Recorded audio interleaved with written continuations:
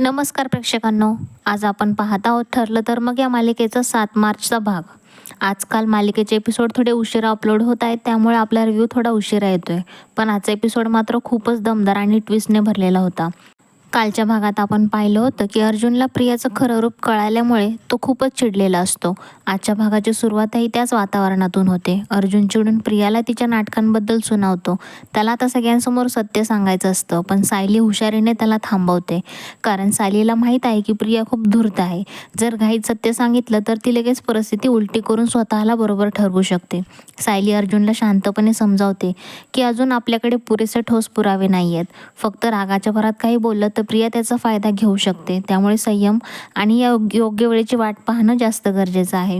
अर्जुनला हे पटत नसतं, कारण त्याला प्रियाचा खोटेपणा अजिबात सहन होत नाही. पण शेवटी सायलीच्या समजावण्यामुळे तो थोडासा शांत होतो. दरम्यान घरात सगळे लोक अजूनही प्रियाला तन्वी समजून तिच्या बदललेल्या वागण्यावर विश्वास ठेवत आहेत. प्रिया मात्र सगळ्यांसमोर गोड गोड बोलून भावनिक नाटक करून आपली चांगली इमेज बनवण्याचा प्रयत्न देखील करत असते. ती प्रतिमा ताईसमोरही मोठा ड्रामा करते. आई मला तुझी सेवा करू दे असं म्हणत ती रडायला लागते.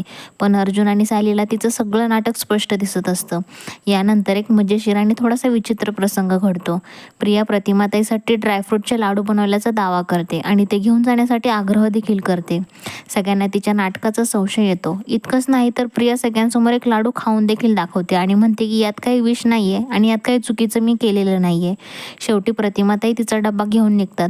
त्याचवेळी सायली ही प्रतिमासाठी नारळाच्या वड्या बनवून देते. त्यामुळे दोघींमधील एक शांत स्पर्धाचं झाल्यासारखं वातावरण तयार झालं.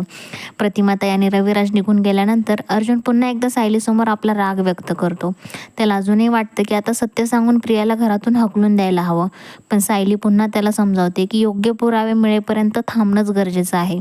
ती अर्जुनला वचन देते की ज्या दिवशी ठोस पुरावे मिळतील त्या दिवशी ती स्वतःच प्रियाचा मुखवटा सगळ्यांसमोर फाडेल. यानंतर घरात आणखी एक तणावपूर्ण प्रसंग घडतो. प्रिया आणि अश्विन अस्मिताच्या खोलीत जाण्याचा प्रयत्न करत असतात. अर्जुन आणि सायली दोघांनाही संशय येतो की प्रिया काहीतरी नवीन डाव आखते आहे. पण घरातील मोठ्यांच्या आग्रहामुळे त्यांना थांबवता येत नाही. त्यामुळे अर्जुन आणि सायली दोघेही चिंतेत पडतात. भागाच्या शेवटी सगळे अस्मिताच्या परिस्थितीबद्दल चर्चा करत असतात. तिच्या आयुष्यातील समस्यांमुळे सगळ्यांनाच काळजी वाटत असते. पण अर्जुन स्पष्टपणे म्हणतो की तिच्या सगळ्या समस्यांचं मूळ कारण सचिन आहे.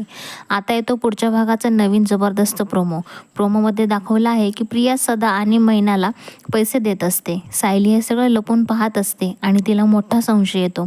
प्रिया तिथून गेल्यावर सायली थेट सदा आणि मैनाच्या घरात जाऊन विचारते की प्रिया इथे का आली होती आणि त्यांच्या तिच्याशी काय संबंध आहे. म्हणजेच पुढच्या भागात मोठा नवीन ट्विस्ट पाहायला मिळणार आहे.